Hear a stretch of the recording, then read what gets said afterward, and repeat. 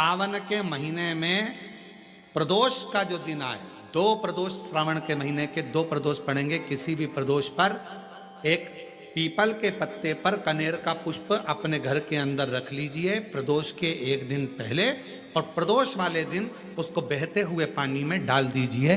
जिंदगी में जो तुम्हारे यहाँ तकलीफ चल रही है, एक उठ रहा है, एक बैठ रहा है, एक बीमार पड़ रहा है, एक ठीक हो रहा है, फिर बीमार पड़ रहा है, फिर ठीक हो रहा है, ये ठीक हुआ, फिर इसको हो गया, फिर इसको कुछ हो गया, फिर किसी को कुछ हो गया, अर्थात शिव का नाम लेकर।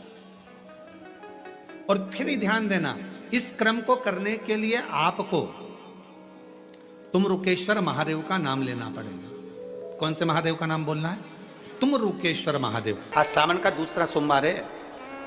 सावन के कई बार 4 सोमवार पड़ जाते हैं, कई बार 5 सोमवार पड़ जाते हैं। सावन का पहला सोमवार होता है शिव तत्व का, श्रावण का दूसरा सोमवार होता है देवी तत्व का, माँ दुर्गा, माँ भवानी।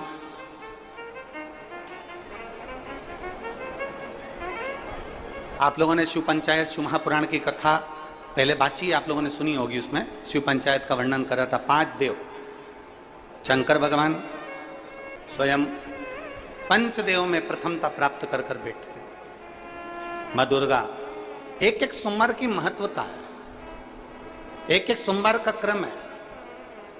कई माताएं उस क्रम को धारण भी करती हैं, ऐसा नहीं कि कई माताएं नहीं करती हैं, सबका अपना अपना नियम होता है। कोई शिव मंदिर में जाता है तो एक अक्षत, एक चावल का दाना शिव जी को समर्पित करता है, कोई मंदिर जाता है तो एक पुष्प शिव जी को समर्पित करता है, कोई मंदिर जाता है तो एक बेलपत्र शिव जी को समर्पित करता है, कोई मंदिर जाता है तो जल समर्पित करता है। सबका अपना अपना भाव है। जैसे तुम शिव को प्रदोष व्रत का हम वर्णन करते हैं, जिस प्रदोष के दिन का आपको बधाई कल हमने दी थी कि प्रदोष की आपको बधाई हो। प्रदोष शाम का जो समय होता है, प्रदोष काल जो होता है, उसका वर्णन जब हम करते हैं, ये प्रदोष की पूजन का विधान किसने बनाया, ये प्रदोष की पूजन का नियम किसने बनाया, ये प्रदोष की संध्या काल का, प्रदोष के समय का पूजन का विधान कौन बनाया, ये प्रदोष के समय पर एक बेलपत्र चढ़ाने का विधान किसने बनाया, प्रदोष के समय पर एक समीपत्र चढ़ने का विधान किसने बनाया। प्रदोष के समय पर अगर मान लो कोई भिखारी से भिखारी व्यक्ति भी है जो ठेला चला रहा है, उसके पास में खाने के लिए कुछ नहीं है, फटे कपड़े पहन रहा है, उसकी जिंदगी में कुछ भी नहीं बचा और कर्जे में लदालूम हो गया, एक चावल का दाना अगर वो प्रदोष के दिन, प्रदोष काल में शाम के समय पर शंकर के शिवलिंग पर चढ़ा देता है तो 3 या 4 प्रदोष में उसका कर्जा चुकना प्रारंभ हो जाता है। प्रदोष का विधान। इतना ये प्रदोष का वर्णन करा किसने? इतना प्रदोष की महत्वता बताई किसने? कौन करे इतना वर्णन? अगर प्रदोष की महत्वता बताने वाला कोई है, इसीलिए मेरे शंकर भगवान माता सती को लेकर कुंभज ऋषि के यहाँ, अगस्त ऋषि के यहाँ कथा सुनने के लिए गए थे, क्योंकि उनके बराबर कोई शंकर के महत्व को बता नहीं सकता और प्रदोष के महत्व को नहीं बता सकता। सती मैया को प्रदोष का महत्व बताने के लिए शंकर सती जी को लेकर कुंभज बाबा के यहाँ गए थे, अगस्त ऋषि के, प्रदोष के महत्व को तो जानो सती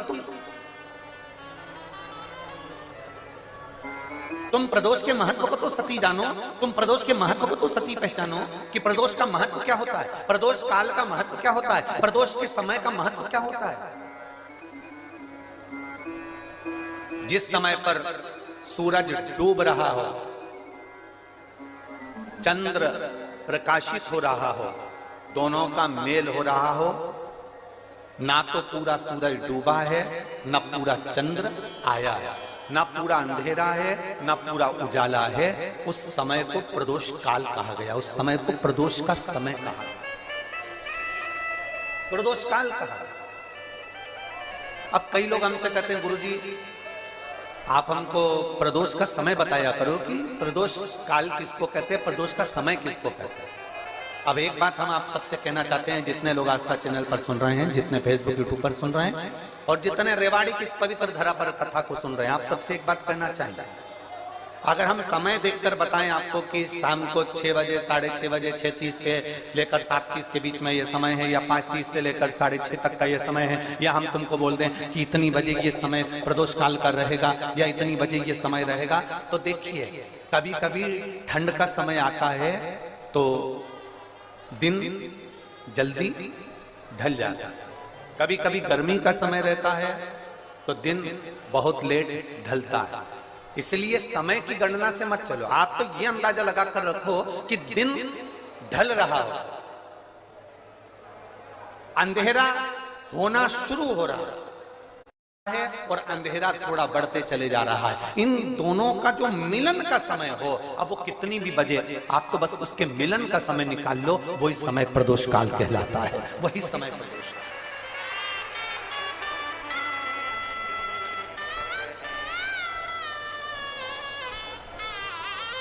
अब प्रदोष काल की पूजन का विधान किसने बनाया? कोई आपसे पूछे तो क्या बताओगे? जम के बोलो जल्दी से, कौन ने बताया था? अगस्त ऋषि।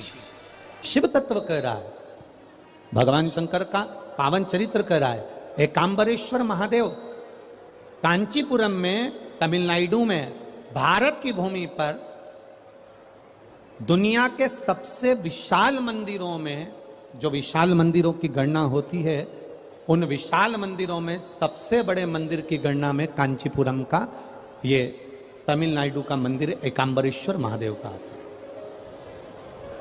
एकांबरेश्वर,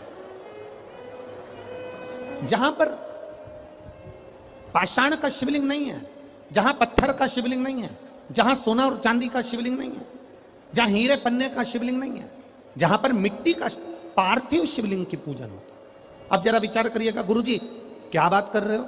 ये पार्थिव शिवलिंग, मिट्टी का शिवलिंग, जहां एकांबरेश्वर महादेव के मंदिर में पूजा जाता है, वहां क्या वो शिवलिंग मिट्टी का फटा नहीं होगा? क्या उसमें दरार नहीं पड़ी होगी? क्या वो मिट्टी का शिवलिंग बेकार नहीं हुआ होगा?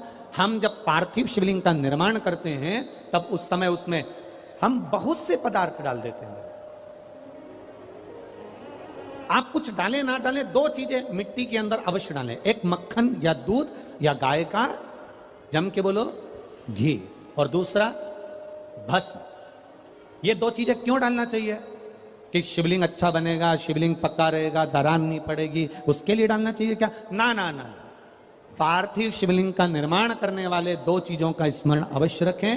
पहला, मिट्टी के अंदर जब हम मक्खन, दूध या गाय का घी डालकर शिवलिंग का निर्माण करते हैं, जिसके घर में वंश नहीं बढ़ता, 20 साल, 25 साल, 15 साल, 12 साल हो गए हों, और जिसके घर में बच्चा ना हुआ हो, हम उनसे भी निवेदन करेंगे कि प्रत्येक प्रदोष, प्रत्येक शिवरात्रि, हर महीने प्रदोष आती है, हर महीने शिवरात्रि आती है, प्रत्येक शिवरात्रि, प्रत्येक प्रदोष को आप मिट्टी के अंदर मक्खन या गाय का दूध या गाय का घी, देसी गाय का मिलाकर शिवलिंग बनाकर उसकी पूजन करना प्रारंभ करें। 1 साल पूरा नहीं होगा, भले 20 साल हो गए होंगे, पर आपका गर्भ जरूर ठहरेगा, ये निश्चित।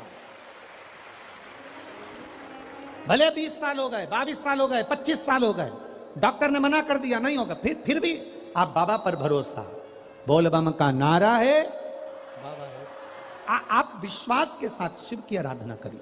गाय, देसी गौ माता का दूध, मक्खन, घी, ये हमारे मिट्टी के अंदर मिलाकर जब हम शिवलिंग का निर्माण करते हैं तो हमारा वंश बढ़ता। दूसरा, भस्म। दूसरी चीज क्या है? जम के बोलो जरा, पीछे वाले भी, और जितने आसपास के जितने 5 पंडालों में जो बैठे हैं, जो अलग से पंडाल लगाए गए हैं, उनमें भी जो भरे बैठे हैं, इधर के पंडालों में पीछे वाले, और जितने लोग रोड पर बैठे हैं, जितनी दुकानों के अंदर बैठे हैं, वो भी जरा सावधानी से सुनना। ये पार्थेश्वर शिवलिंग कथा आपको बाद में नहीं मिल पाएगी, बड़े ध्यान से सुनना। ये अपनी जिंदगी बनाने के लिए माँ पीताम्बरा ने अपने धाम में करवाई है, अपने जीवन को कृतार्थ करने। कार्यकर्ता कितनी भी बात करें, पड़ोसी कितना भी बोलता रहे, उसका कोई जवाब मत दो। आप कथा सुनने आए हो, बड़ी मेहनत से धूप में चलकर आए हो, 500 रुपए खर्च कर कर यहां पहुंचे हो, दिल से सुनना तो बाबा दिल से तुम्हारी झोली भर कर भेजेगा। समय बर्बाद मत करना बिल्कुल भी, और जिसको समय बर्बाद करना है वो चुपचाप से उठकर यहां से पंडाल से बाहर जाकर अपनी गाड़ी उठाकर जा सकता। बड़ी मुश्किल से कथा मिलती है, और दतिया वालों के तो भाग्य में आदरणीय गृह मंत्री जी ने करा ली, तो बाबा की कृपा से ये इतना बड़ा कुंभ भरा गया, यही बाबा की कृपा। दिल से सुन लो उसको। पहले नंबर पर है मिट्टी में मिलाया गया मक्खन, घी या दूध। दूसरे नंबर पर है, जम के बोलो जल्दी से, भस्म। ये दूसरे नंबर पर। भस्म का प्रयोग शिवलिंग का जब निर्माण करें, पार्थिव शिवलिंग जब बनाए, मिट्टी में थोड़ी सी भस्म जरूर मिलाए। भस्म किस चीज के लिए होती है? भस्म किसके लिए धारण कराई जाती है? तो महाराज शिव महापुराण की कथा कहती है, जब शरीर में कोई बड़ी बीमारी आने वाली होती है, आप एक साधारण सा प्रयोग कर देखिएगा अपने जीवन में। एक साधारण सा प्रयोग, जब आपको लगे कि डॉक्टर ने बोला है कि कोई बड़ी बीमारी का चांस बन रहा है, कोई बड़ी बीमारी होने वाली है, आप थोड़े दिन तक देवाधिदेव महादेव का ये शिवलिंग, ये जलाधारी, ये जहां से जल बहता है, गणेश जी का स्थान, कार्तिकेय जी का स्थान, बीच में एक मोटी सी लाइन अशोक सुंदरी, शिवलिंग जो शिवलिंग रखा है, जो जलाधारी है वो मां पार्वती जी का हस्तकमल, ऊपर से एक एक बूंद जो पानी गिर रहा है, जिस कमंडल में से, जिस जलाधारी में से जल गिर रहा है, वहां शंकर भगवान की 5 बेटियां जया, विषहरा, शामली बारी, दौतली और देव, ये भगवान शिव की 5 बेटी। जब आपको लग रहा है कि मेरी जांच होने जा रही है,